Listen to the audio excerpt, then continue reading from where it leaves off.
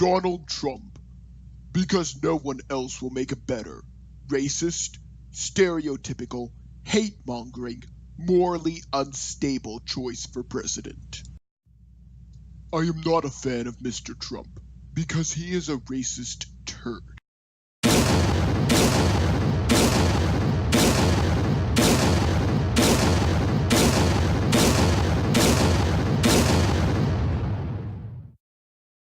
His plan to build a wall and claims that Mexico is sending its rapists to us is patently wrong. America needs immigrants. Have you ever picked vegetables on a farm in the blazing Texas heat, from sunup to sundown every day? I have. It is not an easy task. If we completely bar entry, as Trump intends, we would either have no fruits and veggies on our shelves, or the prices of these goods would skyrocket.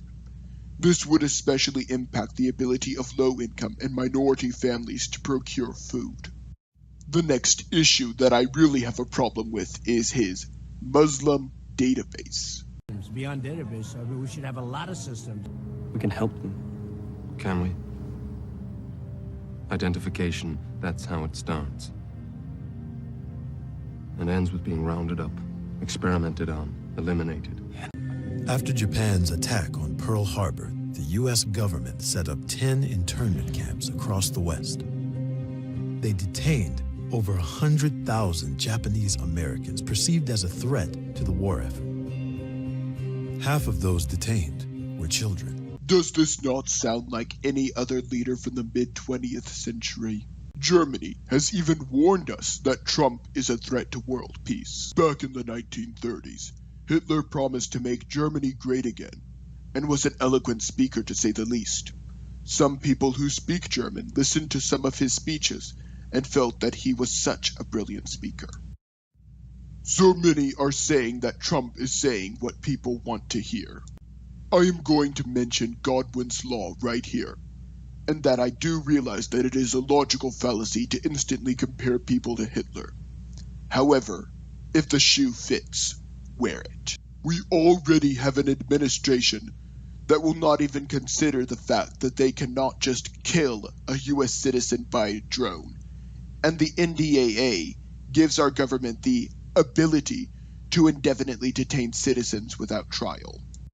If we were to combine this with a database of Muslim migrants, what could happen? Imagine if you regularly interact with one of these migrants. You might just be on the watch list as well. Imagine that you are an American citizen, and your ancestors came to this country 3 generations ago. If you are somehow linked to one of these migrants, you might be in this database as well. I can only imagine what our government might do.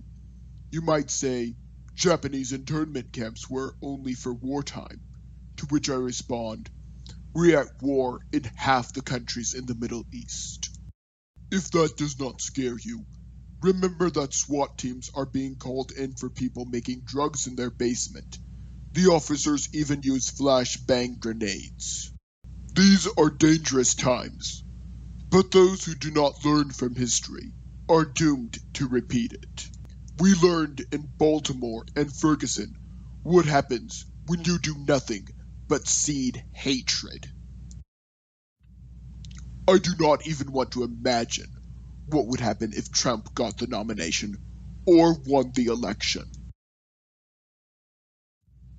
At least he is not Clinton, right?